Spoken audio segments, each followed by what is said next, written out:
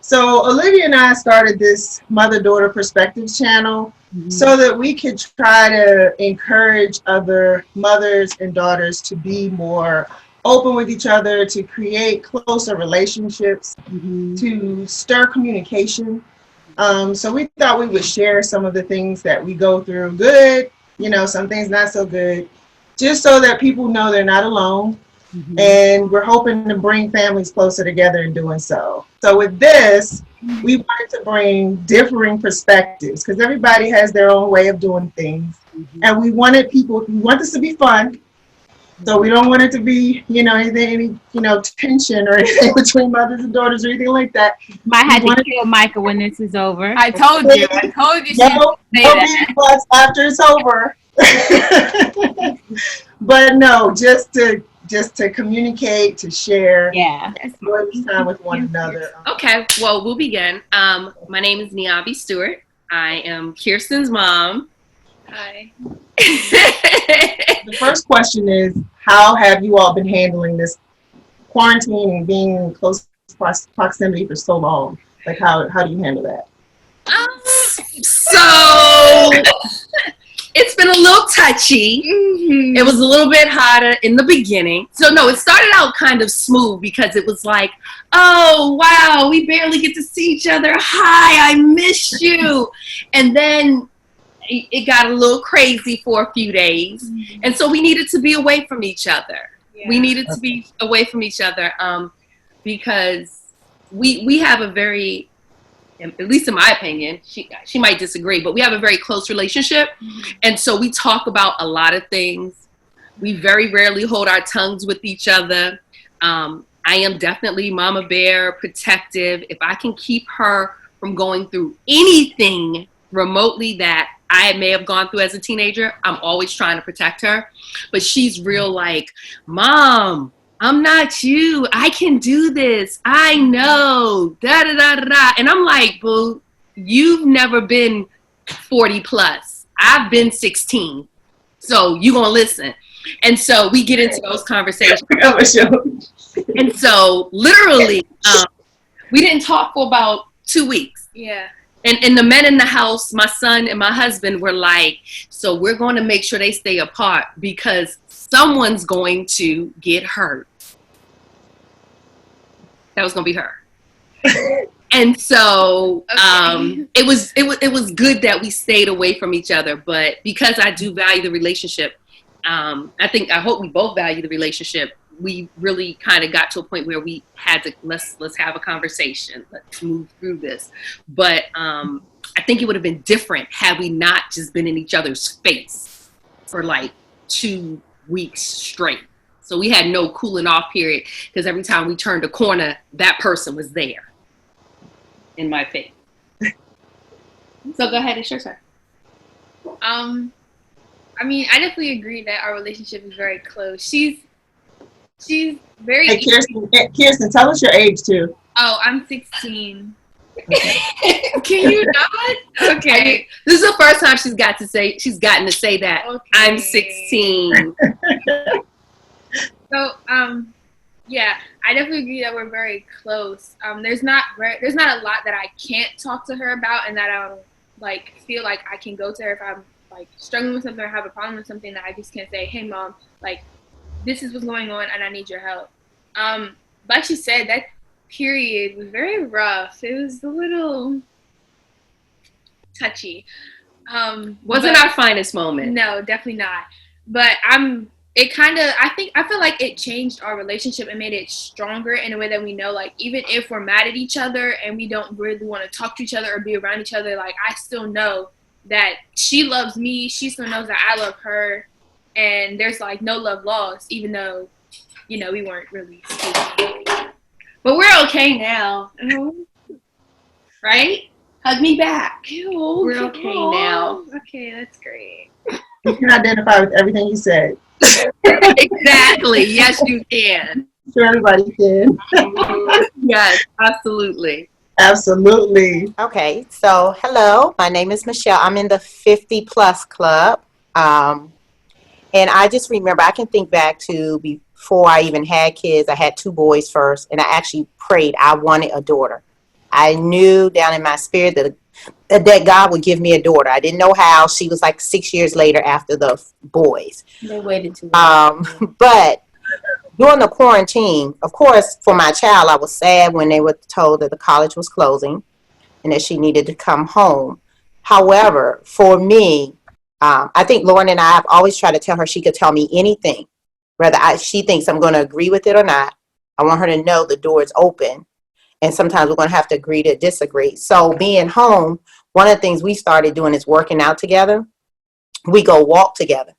We get to talk about so many things that I think that we normally would not have an opportunity to talk about face to face if it wasn't for the quarantine.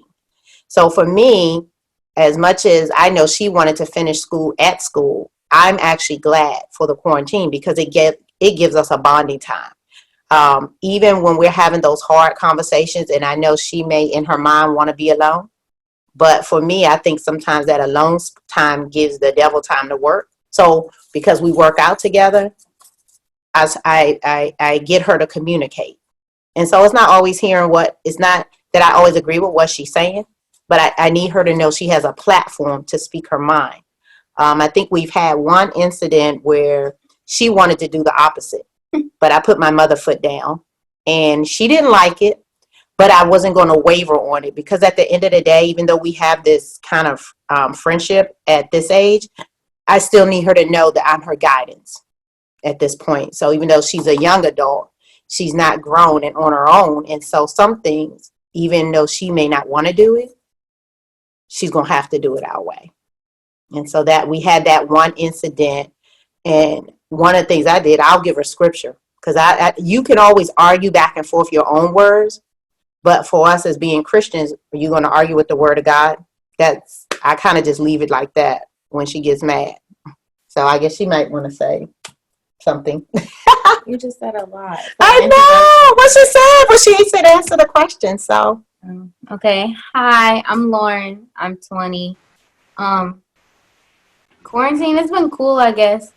I'm more so independent where my mom likes to talk everything out and like take a lot of opinions before she makes decisions. But for me, I'm more independent. I like to just sit and think by myself. And then I just try to make what's best decision for me. Like if I really need help, I will ask for help.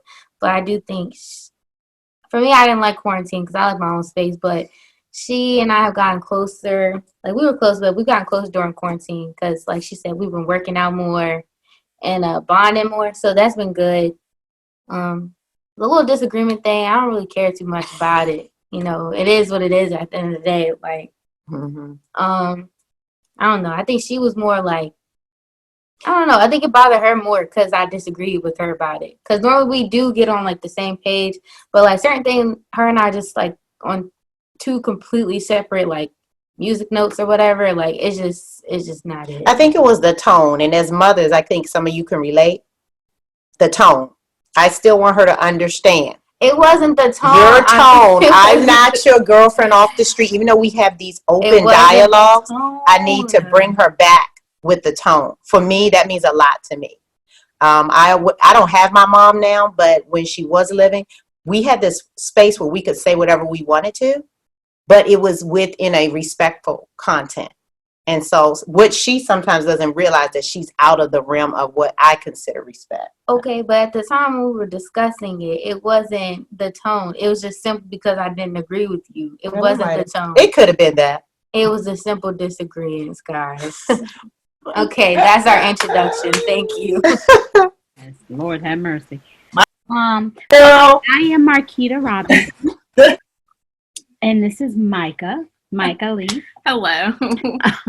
How has this quarantine been? So I'm in the 40s club. I'm 42. I don't know. Oh, okay, well, I mean, whatever.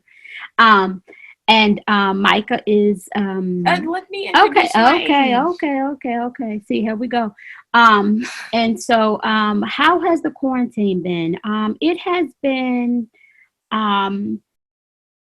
I think it's been good. I think, and speaking from my own perspective, I think this is such a delicate time for us, just as mother and daughter, and the fact that Micah is supposed to be she will be a high school graduate on this coming Friday, May 15th.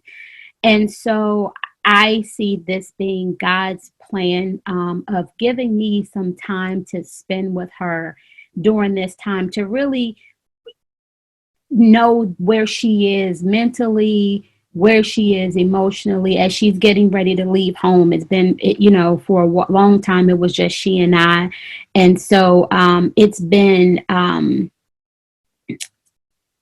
mixture of emotions, I think, for me, as we are trying to make sure that, things are ready for her to transition. She's doing what she needs to do.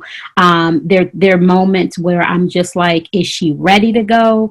And then there are moments that I'm like, okay, she's ready, and I got to let her, I got to let her go. And I am that mother, I agree with, mom when she was like, I'm that mom that it's like, if I can protect her and shield her from experiencing any type of hurt or, anything closely related to what I've experienced growing up, then I'm going to do that. Like I'm all over it. And I realize I'm coming to that place where I realize that sometimes your good can be misconstrued, or they don't see your good because as me trying to be protector, she sees it as being something else where I don't trust her, or I'm not trying to let her be who she is and giving her certain liberties and privileges. But because I've been 16 and I know people, and I've been through some stuff that I just I feel like my wisdom is better than yours, and you just need to go with what it is that I'm saying, and that's just how that goes. And so we tend to not disagree, but even a good thing I think in the last and so I'm on her, are you doing this? You need to be doing this, you need to be taking care of this, are you getting ready for this? And and it's one of those things, it's like, have I just coddled her so much to the extent that is she going to be able to handle her business where she goes? And she's the one, oh, I just can't wait to be on my own. I'm just so ready to get to the college, and I'm just going to, and I'm like, the Lord is going to show you something real good. You're going to wish you had your mama in Hampton when you get to Hampton. And she doesn't believe that, but I'm just going to let the Lord do what he does.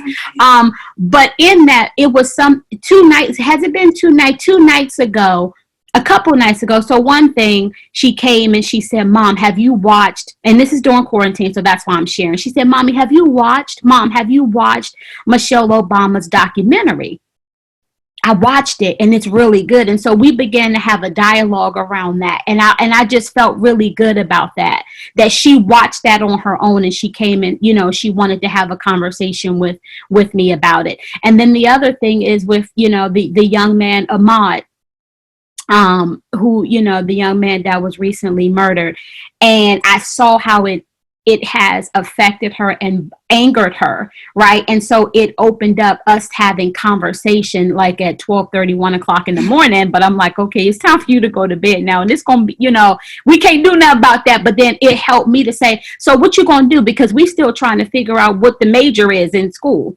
And I feel like, well, you've been knowing since you was 9 what you wanted to be, and now you about to be 18 and you don't know. And I need you to know, like, you can change, but I need you to make a decision. And so maybe I put pressure where she don't feel like pressure need to be, but I know what it is to, and maybe I do things because I didn't have a relationship with my mom, never had, what I've been trying to give to her. And so maybe, where she sees me loving much, where I feel like I'm loving much, she thinks that I'm sheltering too much, so I think she probably has her own, her own way of sharing what she wants to share. But I think overall, I'm grateful for this time of the quarantine because we are so busy. And I know she has a lot on her. She is the daughter to 2 preachers, right? Her mama and daddy are pastors. And so, the expectation is different. As mom, I know what's in you. And so it's my job, it's my assignment to guide you and to push you into your destiny. And so she doesn't necessarily see it that way. So I'll stop talking and let her talk. Don't do that. Jesus. Okay. Hello, everyone. I am Micah. I am was about to say 18. I am 17, almost 18, counting down the days. Mm. Jeez, why you talk a lot? Okay, I don't know what's topic to start off with first. What I has think COVID? Quarantine has been it's been a lot of different things for me because I'm a senior, supposed to be graduating, didn't get to do that, but it's been good. It makes me cherish my high school time even more and miss my friends more, of course, and it makes me look forward to college. Yay. I'm a person that just likes to be myself, like chill in my room, not really like to be bothered too much. Because any other time it's like, can you go get me some water? Can you get me some chips? Can you pick up the remote? Where's my TV remote? And you're in your own room. That's a different story. I think me and my mom have a good relationship. I love my mom. Like, even when she gets on my last nerve, I just love my mom. Because, like, what would I do without her? I would like to say I'm spoiled a lot. Like, my parents do mostly everything for me, but they do try to let me do my own thing. But it's for me, like, going into college and being on my own, I feel like I need to be able to experience more. Like, if I just want to go hang out with a friend, like, down the street, I think that should be okay, and not have my mom blow up my phone 24/7, like 5 times in 10, 15 minutes. Like, just let me hang. Like, I'll be home and everything. But I feel like I can talk to her about some stuff. She does put a lot of pressure on me, which I don't like. I don't like being under pressure. It makes me come off in a tone, and it's not good, but that's, like, how I express that you're getting on my nerves. Calm down. Pipe it down a little bit. But I love her. She's my mom, so I take everything she tells me very strongly and not for granted. So I'm done. So I'm Valerie, and I am in the 40 and above club. I'm actually 45 and above now. I'm close to 50. That's why I was like, yeah, But so my daughters, one of the things I've tried to do is to keep our relationship open so that they would be comfortable to be able to come talk to me about things, because I had the best parents. I love my parents. They were the best parents, but they were old school. And so there were things that I was fearful about talking to my parents about. So, and I have a lot of the old school in me. There's just certain things that I'm like, no, you're going to do it this way. It is what it is. I don't want to hear what you have to say. But I talked to a friend of mine. I remember she had gone through this age, and, she talked to me, and she talked to me about the importance of just creating that openness for your children to be able to come in and talk to you. And so I took heed to that. And even though, they may say some things to me that I don't like, and I always tell them, I want you to come to me. I want you to be able to talk to me about anything. I might not like it. So I'm not going to lie and say I'm going to like what you say. I may not like it, but I want her to be comfortable to come talk to me. And so I've tried to create that. My reactions, I've tried to temper my reactions, but they're not always perfect. And I've learned a lot through just going through with my oldest. She and I have been through a whole lot of friction. And I think part of it is now I realize we're a lot alike. And so we've had a lot of battles, but it's brought us closer. So Jalen being my baby, I won't say it's been easier with her, but like I said, I think I said to her the other day, I said, I don't mean anything by this, and I don't want you to take it the wrong way. But that first child is kind of experimental. Like, it's like we're human, like, but we don't know what we're doing. We really don't know what we're doing from the very beginning. Like, when they come out, like, we don't know what we're doing. And my husband had to remind me of that when he talked about, just different ways we treated them when they were infants. He might do it one way, I might do it another, and I think he's doing it wrong, and he's like, there's more than one way to do it right. So with Jalen, this is my quiet storm. When she's mad, she's mad. It is what it is. It's either she's happy or she's mad. Like there's no in between. And so when we have conflict, usually I separate from her for a period of time to give her time to cool down, and you know, usually the Lord will come and speak in her ear. Like 3 days later. It might be a while. Like she'll come back and she'll be like, Mom, you know, whatever, I'm sorry, whatever. But so that's it. But the quarantine, you know, has been rough for me because of my job. It's been really hectic. So I haven't had a whole lot of time to spend with them as much as I would like. But they have been such a help to me. Olivia, you know, cooks a lot more meals for us, you know, and Jalen, you know, make sure she's helpful in cleaning and things like that, and, you know, staying on top of her grades, her work. God is keeping us. It's been a time, and I'm really hoping that my job will ease up some. I could spend more time and we can have more conversation. We recently had the opportunity to paint together and do some of those kind of things. We like creative stuff that we like to do together. So quarantine. Oh, I'm 20. Well, I'm about to be 22 at the end of this month. Quarantine has definitely been a challenge.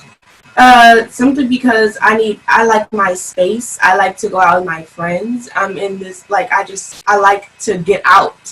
And being in my room, like, I've probably changed my room twice, just to have new environment. I've gone on a lot more walks because I need some space. Like, it's just so many people in this house. And, yeah. So even like Dad the other day, he asked me if I wanted help cooking, and I was like, no, like, this is my quiet time, please. But yeah, it's been hard because, like, I know everybody else has been, like, you know, spending a lot more time with their mom, but I feel like I don't know what's going on with your job, but, like, you got, like, more work.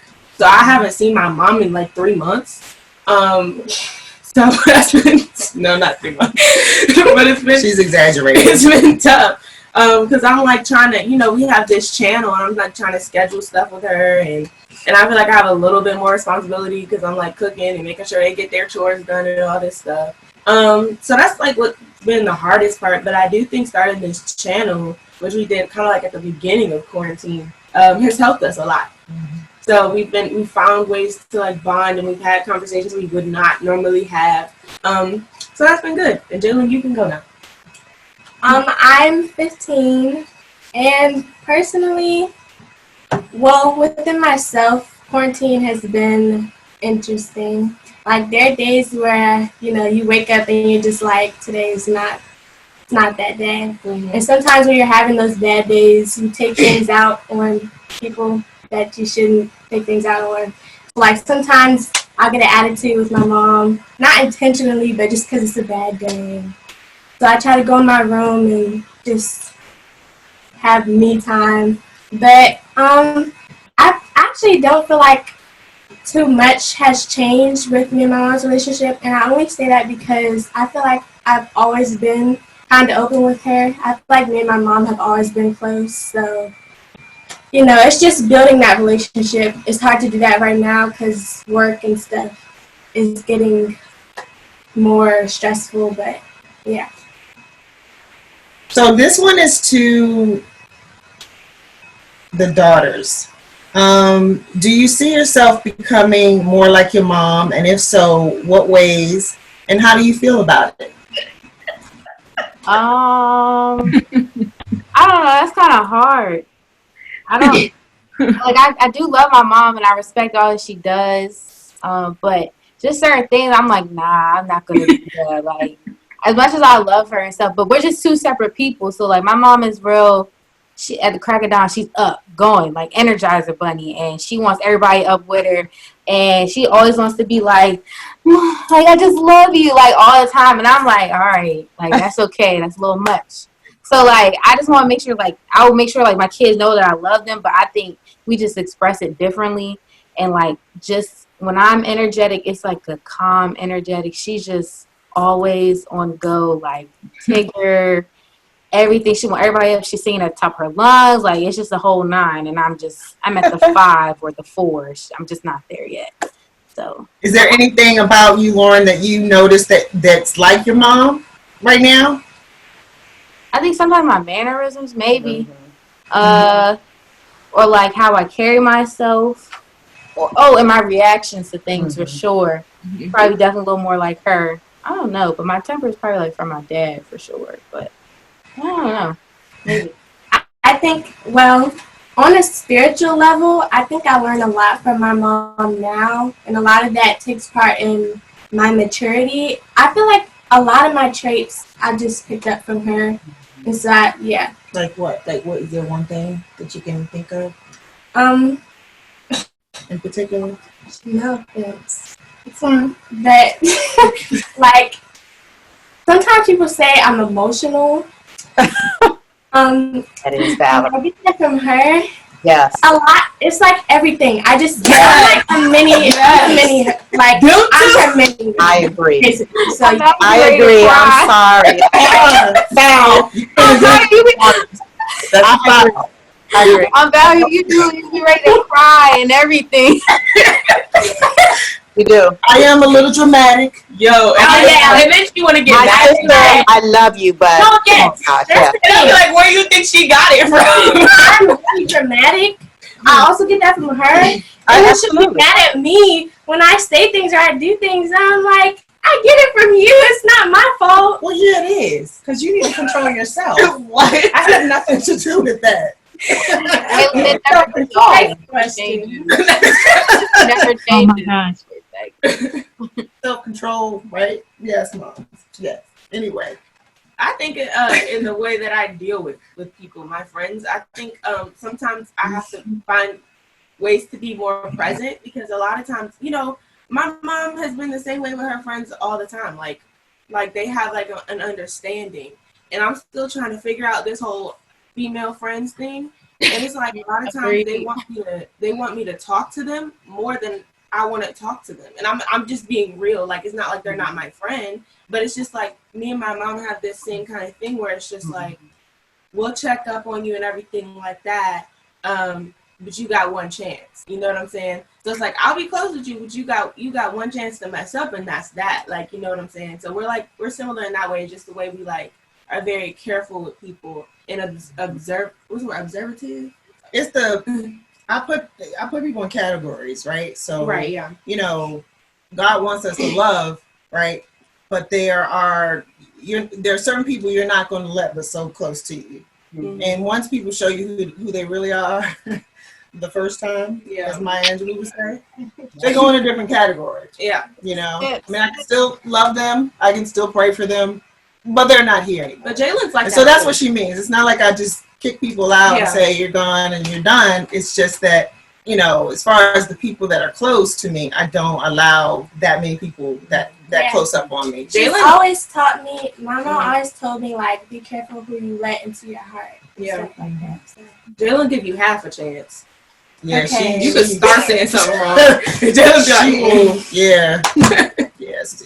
We're still learning. Right? You gotta work on that one. Anyone else want to say? Anybody else want to answer that one? Okay, so I've been told quite a lot of times that I have very, very, very similar traits to my mother, and sometimes I act just like her, and it is true. I'm a very independent person, and I can do things myself, and I can do things for myself, and I know that I've gotten that from her. Because she's always been the type of woman let me not say hates, but she'll ask you for help. But if you like show her that like you can't be trusted or she can't depend on you, she'll never ask you for help again. And that's the type of person that I feel like I've become. Whereas like I can do it, but if I ask you for help and you like let me down or you don't follow through on what you're supposed to do, then I'm not gonna ask you to do anything for me again because you're not like I can't rely on you. Another thing that I know that I have very similar to her is my attitude. I can get an attitude sometimes, and she can have attitude sometimes, and like we'll be bumping heads because we're so alike, and we kind of have this way about us. Like I feel like I didn't do anything wrong, that I feel like I shouldn't be the one to not initiate like an apology, but kind of like start the conversation, if that makes sense. She's stubborn. Yes, I'm very stubborn. stubborn. I'm very stubborn. Which I've gotten from her as well, but we won't talk about that. Anything else? So when she talks about how she's stubborn, one of the things that I always try to tell her is that, you want to, when you're dealing with people, especially for me, because I'm in education, and so I deal with a lot of young people. I'm dealing with a lot of teenagers. I don't really like little kids because they have germs, but teenagers, we're good. I like teenagers. And, I have no problem with talking to them, having any type of conversation with them. That is definitely my comfort zone. But one of the things that I tell Kirsten all the time is that when you're talking to people and you're dealing with people, you have to leave people intact. Mm-hmm. And that you have to leave them in a place where they can come back. So she has to, and she hasn't been very good at this. She has to choose her words. Because you have to make sure that anything that you say, that you haven't killed a relationship. You could do something that I'm upset with you about, but I'm going to sit back and I'm going to think long and hard about how I tell you that or how I express myself, because I value the relationship. So that's probably, if I wanted to say anything that we've been bumping heads over, especially like this year, it's that one piece, just really making sure that you're saying things, but you're remembering that there's a person who you care about on the other end. Yeah, I'm very honest, and I just like to tell you how it is. Like, I don't really like sugarcoating because I feel like there's no point. I should just tell you how I'm feeling. And once I tell you how I'm feeling, it's kind of funny how I'm very honest, but I kind of suck at communicating sometimes. It's okay.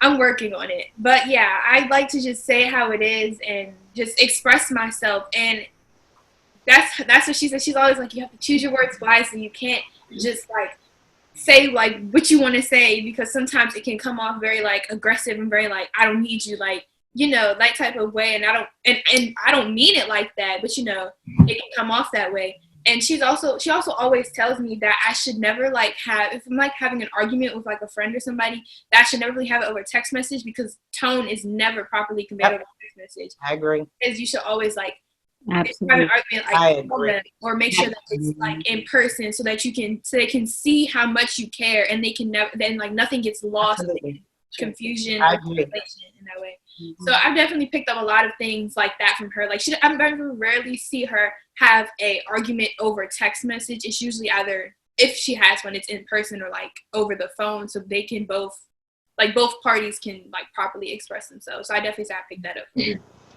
Yeah, that's been one of probably our big thing this year, is that as with her going into her senior year, recognizing that I have to kind of allow her to do certain things, because the reality is in 14, 15 months, she'll be on somebody's college campus. I know. I'm not ready either. But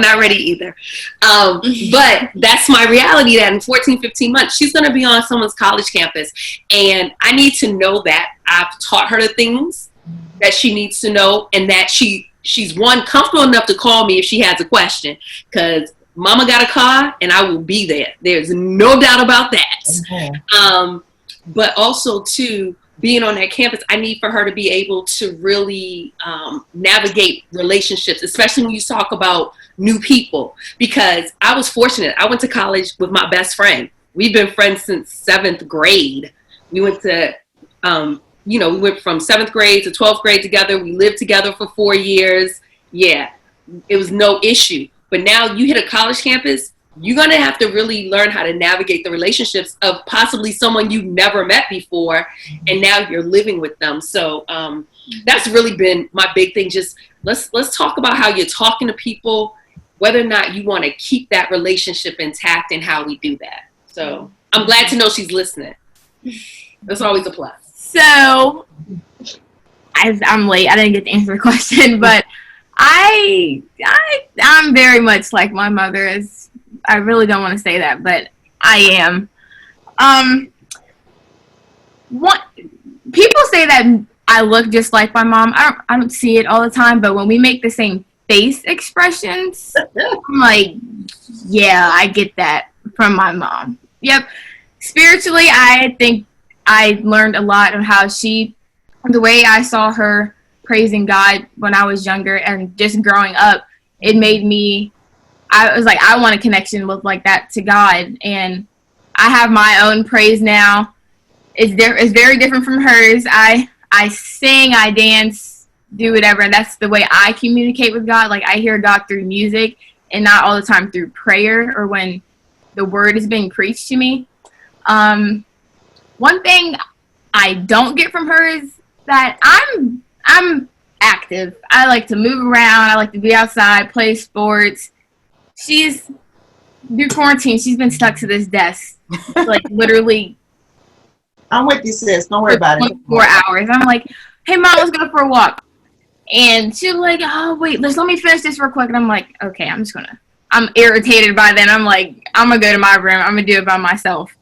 And I'm not going to say she's paranoid, but she worries a lot. Like, she doesn't like outside because of the bugs or dogs. I'm like, calm down and like just be in the moment, flow. And one thing I do have to work on that I try to learn from her, but sometimes I don't like it, is dealing with people like in public. She is very headstrong. Like she'd be like, yeah, no, I'm good, and that. And I'm like, Mom, like, why are you being so rude? Or just calm down, like she's just explaining. But she knows how people are, and I don't. I just like, I see the good in people. Not that she doesn't see the good in people, but I try to think more, oh, hi, how are you?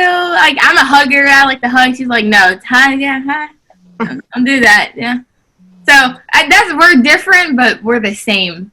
Like in the future, though, I think I wouldn't want to be like her, not in a mean way. Yeah. But I feel like I would just be more open to doing other things, like with my kids, like going outside, introducing them to not just like sitting at home and not isolated a little bit, like staying in your room. But yeah, I like to move. You like I like to move. I'm a nature person. She's not. It's different. I don't do bugs. I don't do animals. Yeah. Yeah. We're just not the dog. We're not doing dogs and cats and all. I'm getting a dog when I get when my she own gets her place. own I'm place. getting a She'll dog. get a dog. Yeah. There's one thing. I was just, and the Lord dropped this in my spirit as we were all sharing. So it's for the moms and the daughters. One of the things I know everybody's anticipating when your child is away from you, and what that life is like. And so being that Lauren just graduated from college, one of the things I've always tried to tell her is some things in life are no do-overs. So what I mean, ladies, when we send you off to college, because I remember that same feeling, like I think I packed my trunk probably a month before it was time to go to college because I wanted to get out the house. But there was always those girls on the campus, and your moms can testify, whose mom also loved them, who wind up something happens to them, and there's no do-over. So when moms are where it looks like we're hovering, know that I believe God drops inside of a mother an intuition that cannot be denied.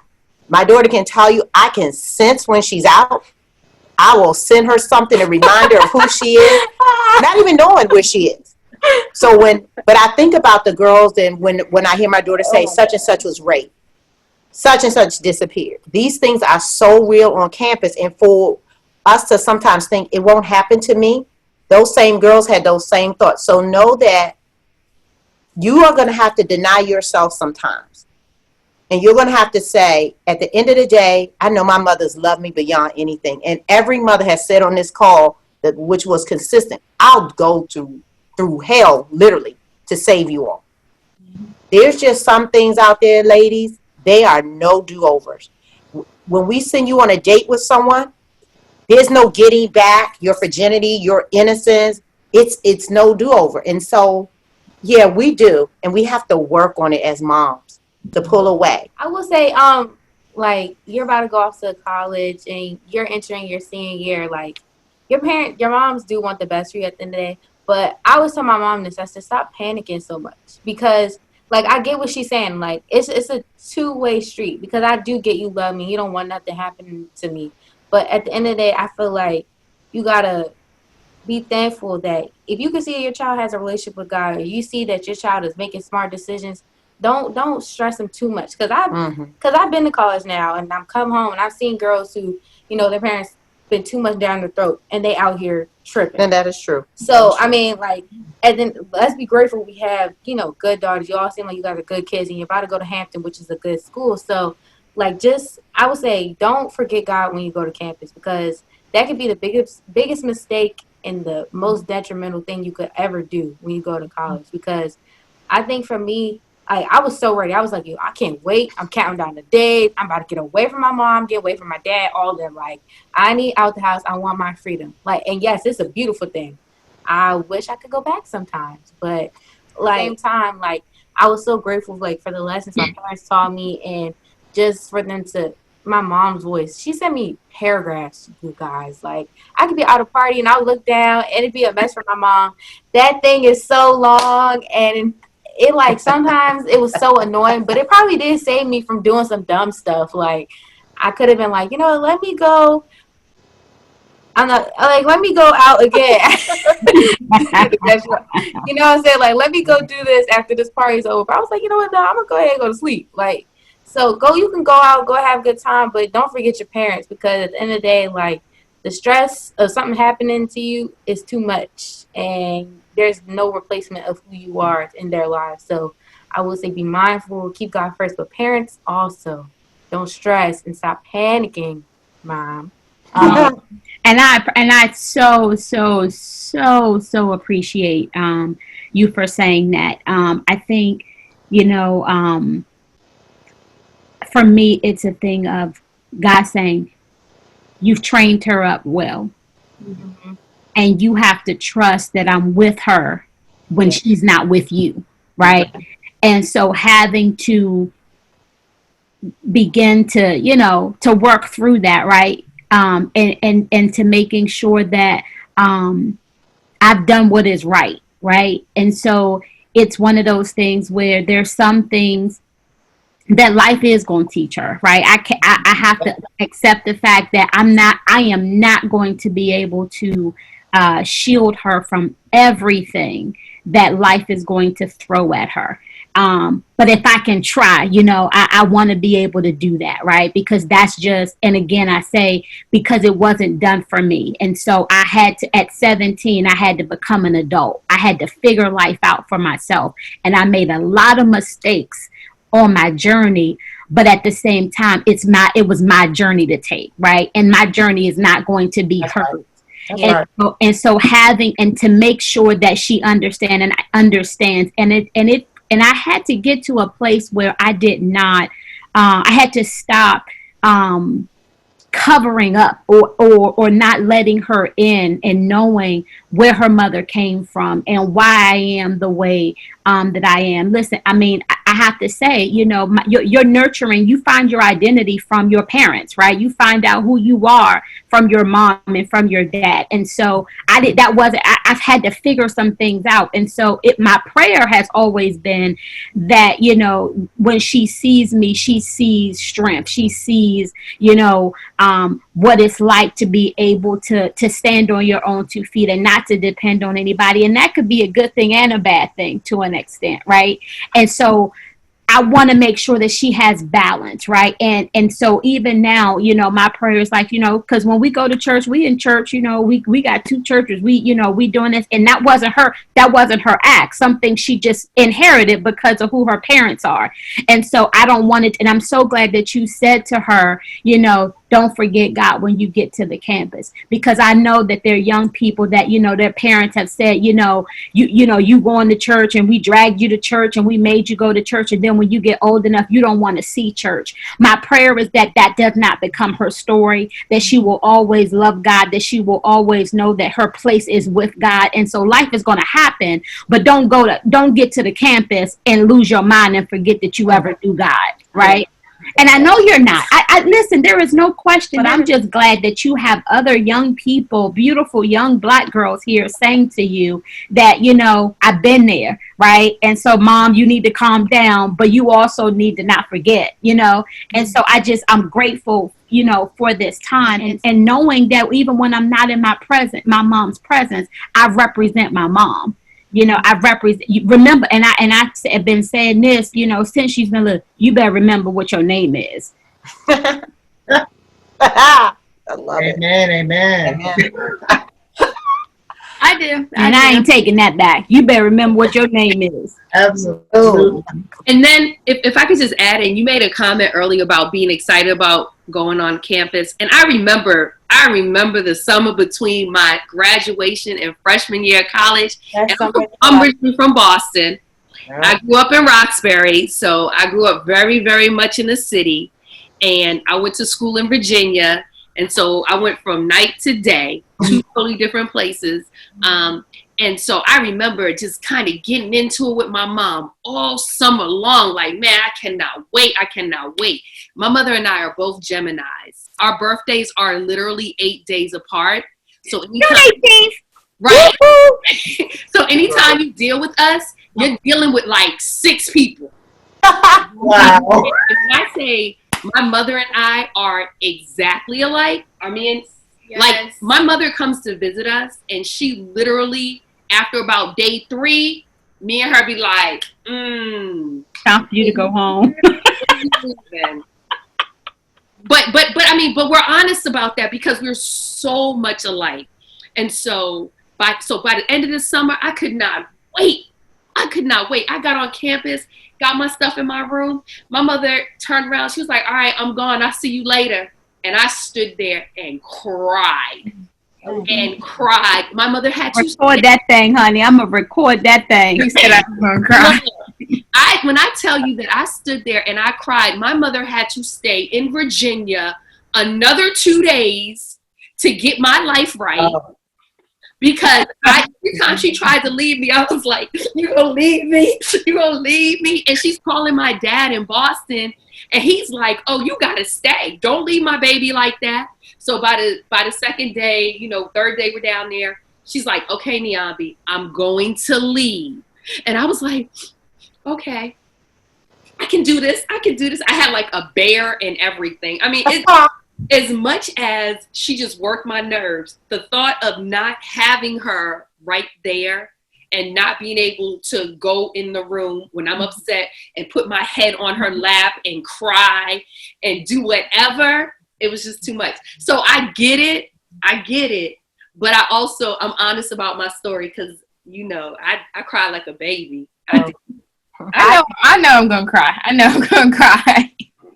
I didn't cry. If I'm being like completely honest, if I'm being completely honest, I said, all right, y'all. And then me and my roommate, as soon as they left, I think we got ready for a party. So now she didn't cry at all. And actually, my only prayer was for her going to school. Well, my concern was the roommate. Oh yeah, I was really concerned about who they placed in the room with her. Yeah. And once I realized the roommate and her family were good, I'm like, I'm ready to go. I'm I'm not that mom that's like, let me stay here another 20 minutes. My dad. I'm a drop and roll type of lady. Drop them and move out the way. And so that's who I am. I don't want to be up in your face. Unpack your stuff yourself and let me get out of here. So I'm going to ask y'all to pray for me in advance because I've already said that when it's time for her to go to school, wherever she goes to school, we're going to have to take her to school. And then I can't even come back home because when I dropped my son off and came back home, I cried for about 3 days. So we already know I can't do that. So I was like, we got to go on a trip somewhere.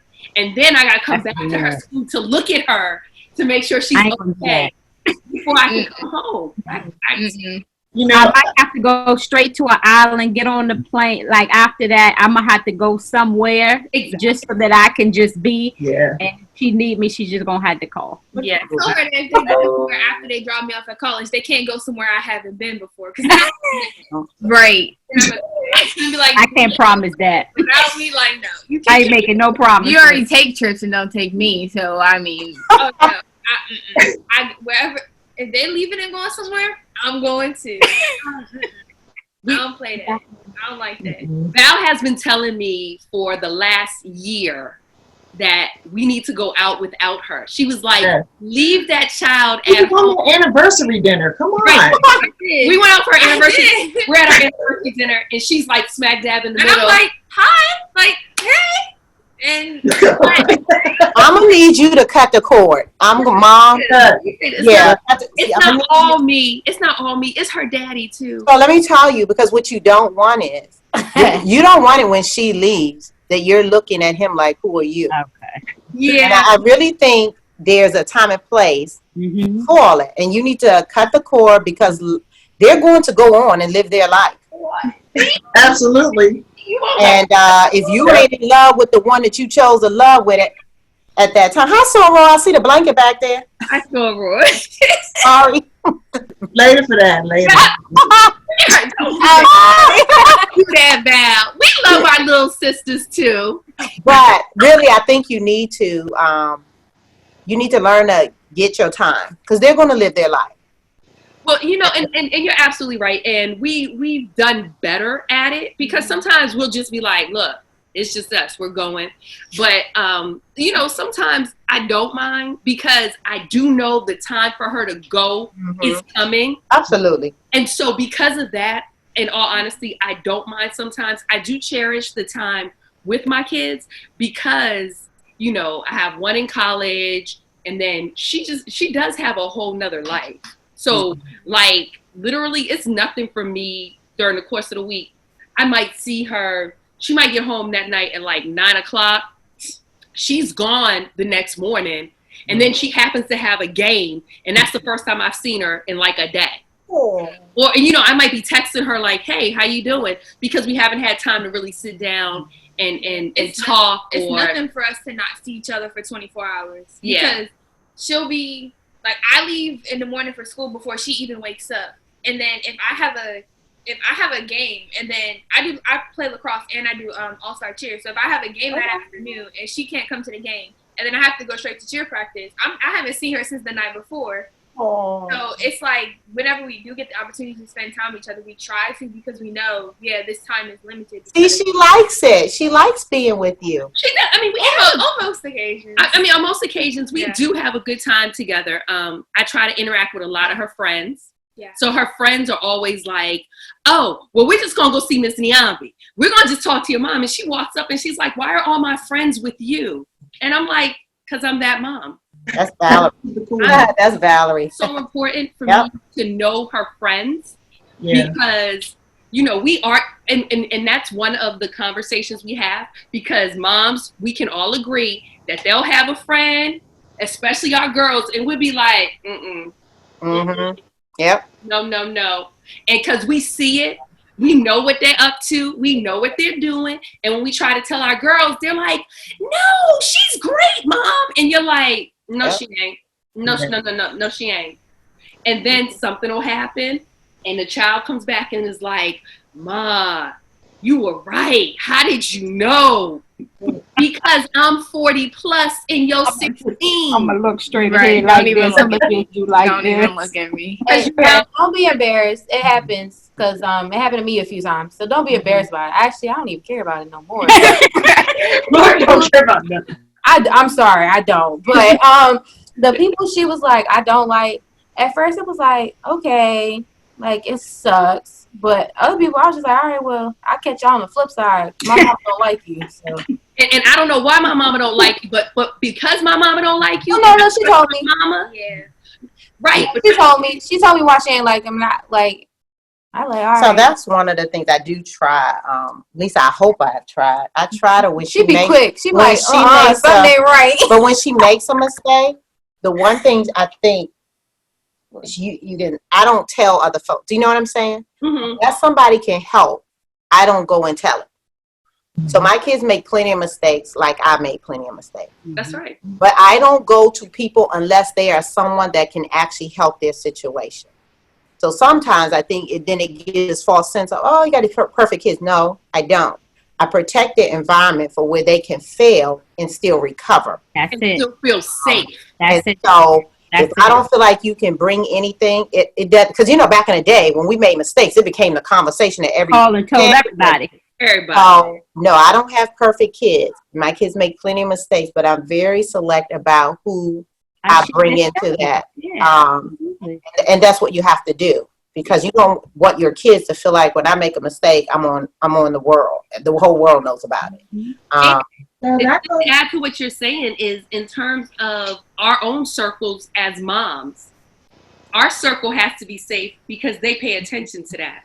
Mm-hmm. Yeah. So That actually, too, that goes into our next question. I want to say something about something you said before first, though.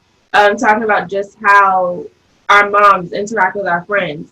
Mama's like that with her friends and with Isaiah's friends, but with my friends, I'm gonna be real with y'all. I keep my friends from my mother sometimes, especially like my guy friends. If I'm dating somebody, right, that's for me to figure out.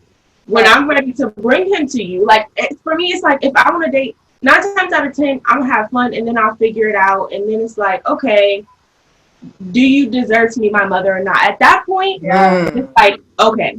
But for me, I just would rather not have her input because I want to figure it out myself.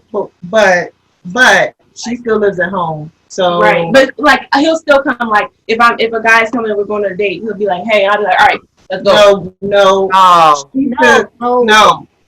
It's because she still lives at home. If there's a guy that she is dating and he is picking her up, he needs to come in the house. No, that's what I'm saying. And I'm just telling them, she needs to introduce him to us. We understand y'all just friends and y'all hanging out. Right. But I need to know who he is. I need to know what he looks like. I need to know his name. And in some cases I've had her, and I know this might go far, doing too much, but I've had her send me his driver's license picture. And Yes. like number. There you go. Like number. There you go. No, let me say this. But let me say this too. Wait a minute. No, but I agree with what she's saying. I will say I agree with what she's saying. Like I always, and for me, I hold myself at that standard. Like if you come and you honk, we're not going out. Like that's how it is. But Livy, let me give you a perspective. So the difference sometimes, when I left college, I never came back home. So I had my own space. And what I did, I didn't expose my parents to. Let me say that. Mm-hmm. But when I'm in my parents' house, and when you're in your parents' house, and you're my niece, I'm ride or die and loving you, there is a standard that has to be set. Like for me, I don't drink, so I ain't invite nobody in my house to drink. That's it. That's my rule. When you have your home. Now, when I go to other people's house, whatever they got in their house, even when I don't like it, that's their home. Mm-hmm. So you have to understand. I always think when kids over a certain age are living at home, you need a document called Rules of Engagement. And these are the rules that you follow when you're living at this house. Now, when you leave the house, get your own place. You can have your own rules of engagement. But Olivia, once again, I can tell you because I've known you since you was I could put you in my hand.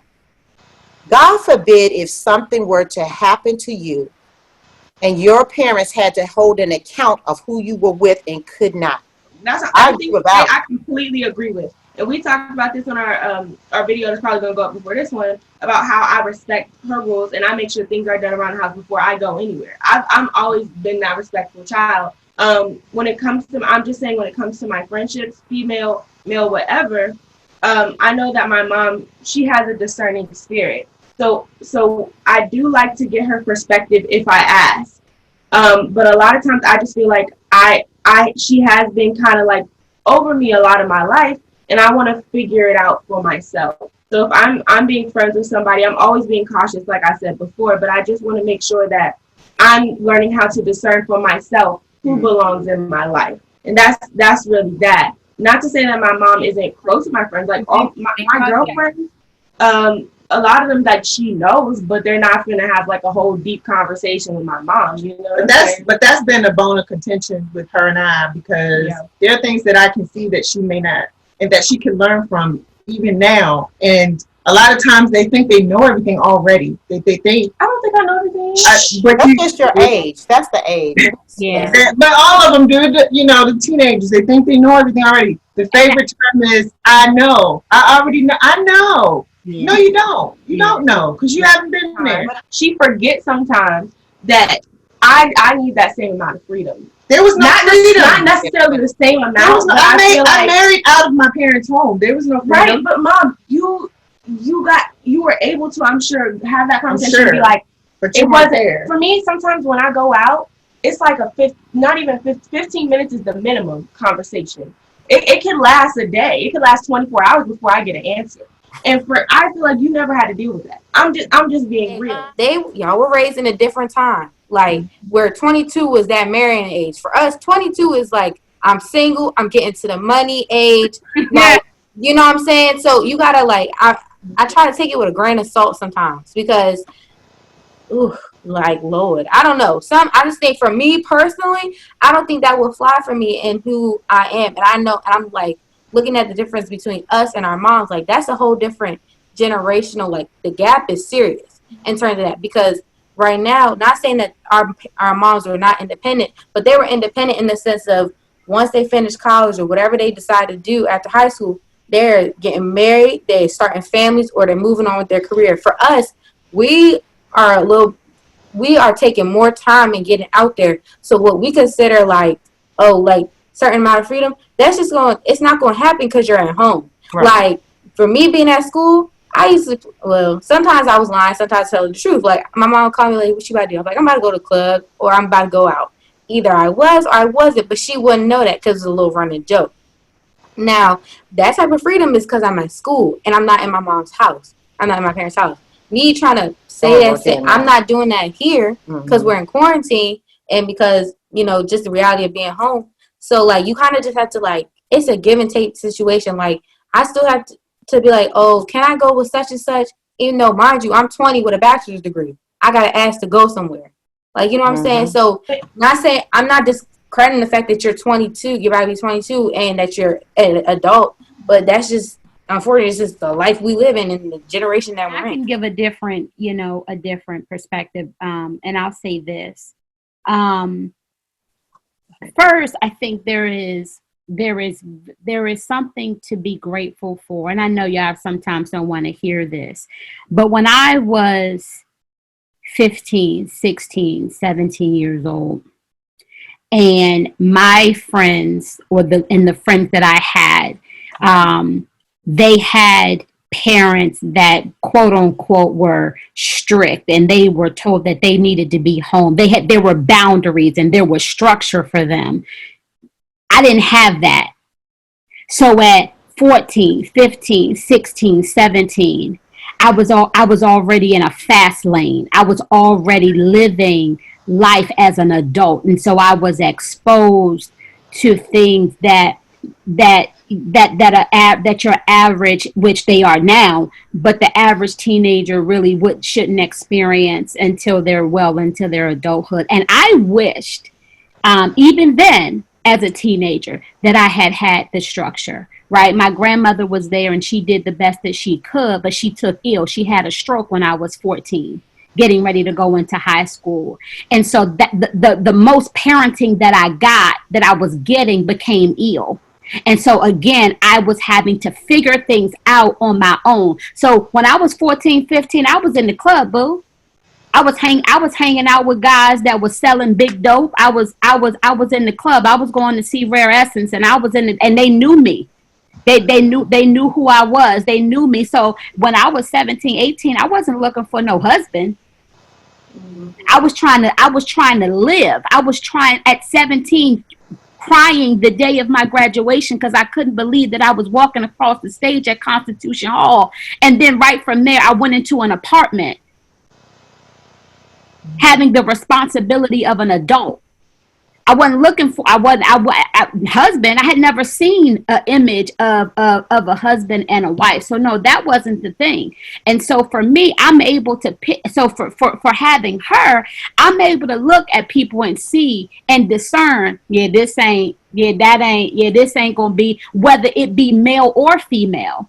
And that has caused friction and pain and heartache and disappointment in my house, right?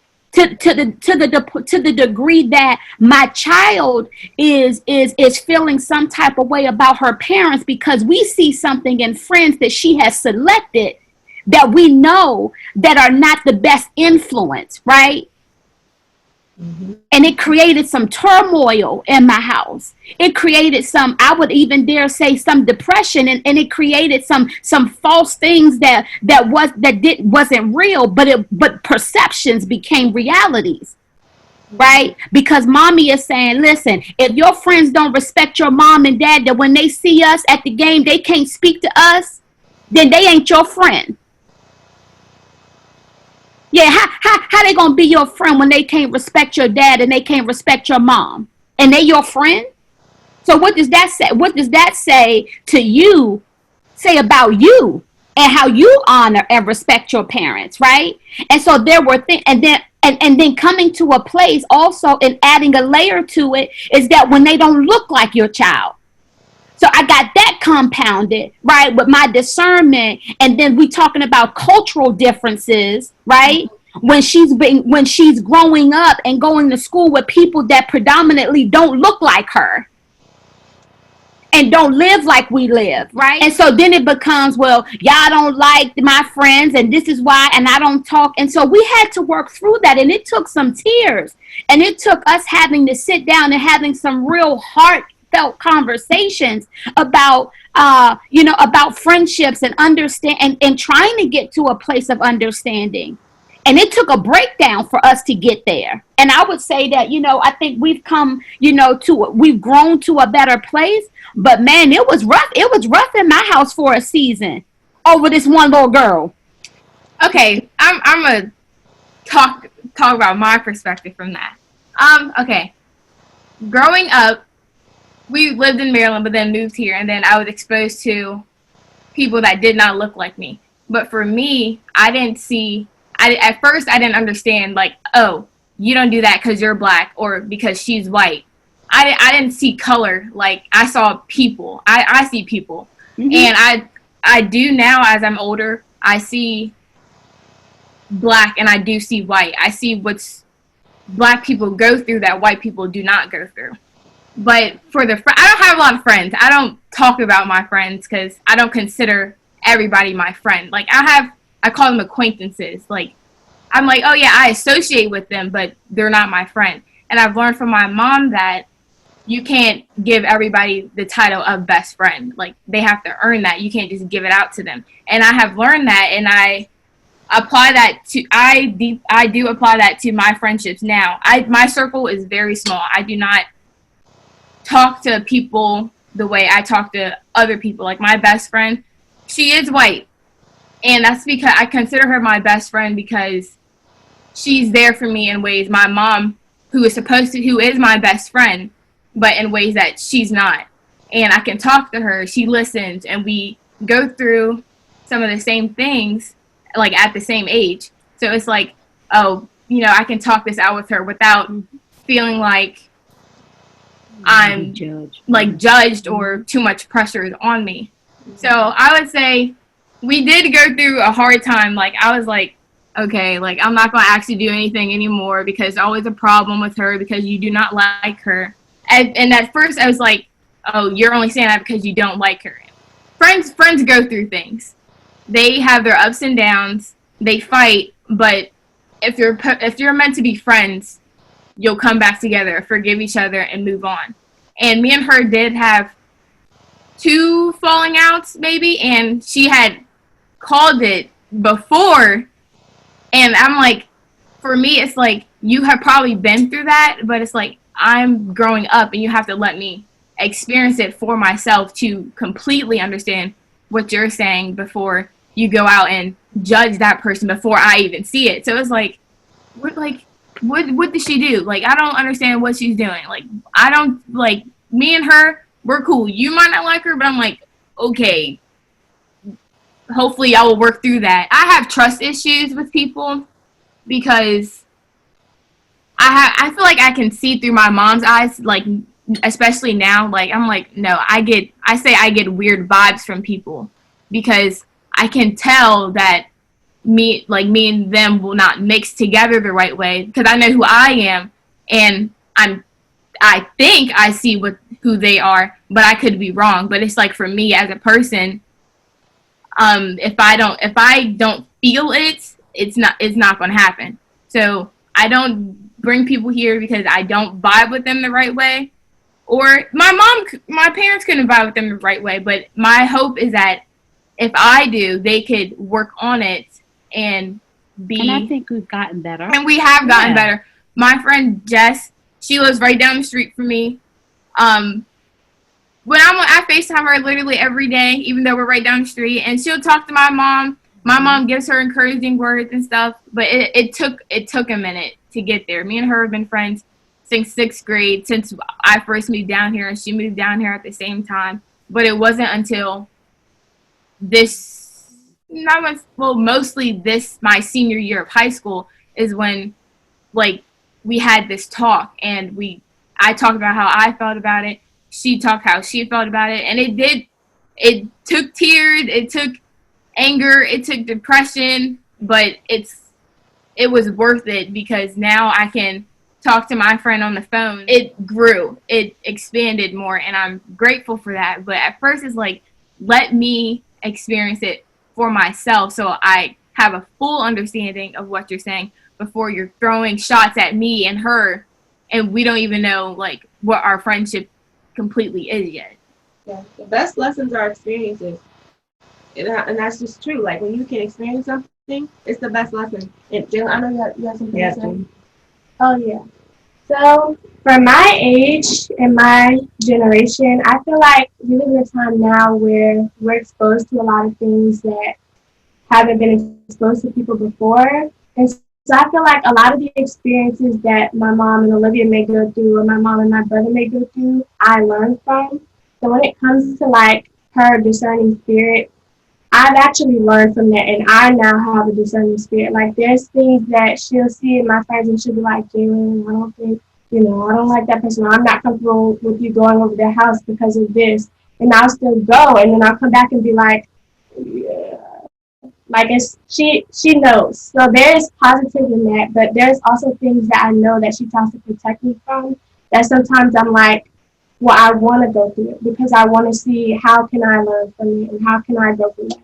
Yeah. That's partly because it's a stubbornness, and it's probably something that we had to growing up. It's just that thing of, I know. You don't have to tell me I know, or I want to see for myself because I think I know, when you really don't.